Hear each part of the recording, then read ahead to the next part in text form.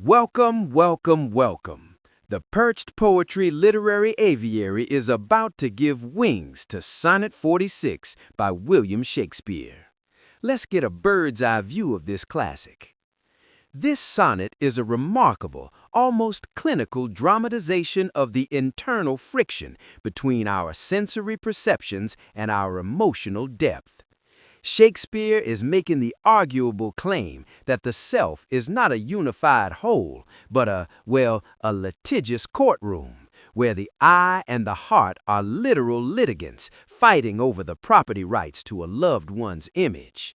I want you to listen for the cold, legalistic vocabulary, words like conquest, defendant, verdict, and tenants, and how they provide a rigid, mechanical structure to the messy, fluid business of desire. But enough talk. Let's take a listen, shall we? The following is William Shakespeare's Sonnet 46.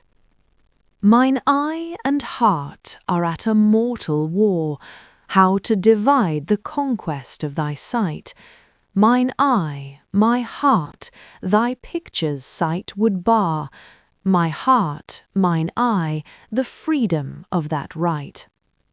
My heart doth plead that thou in him dost lie, a closet never pierced with crystal eyes.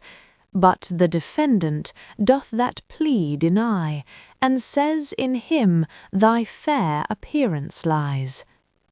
To side this title is impanelled, a quest of thoughts, all tenants to the heart, and by their verdict is determined, the clear eye's moiety and the dear heart's part. As thus, mine eye's due is thy outward part, and my heart's right, thy inward love of heart. If you're feeling a little breathless right now, you aren't alone. Lady Shrike has a way of doing that to an audience. Now, the turn here is quite clever, shifting from the mortal war of the opening to the formal, calculated verdict of the quest of thoughts. It shows us that the resolution isn't a peace treaty so much as a strict zoning ordinance, dividing the beloved into outward part and inward love.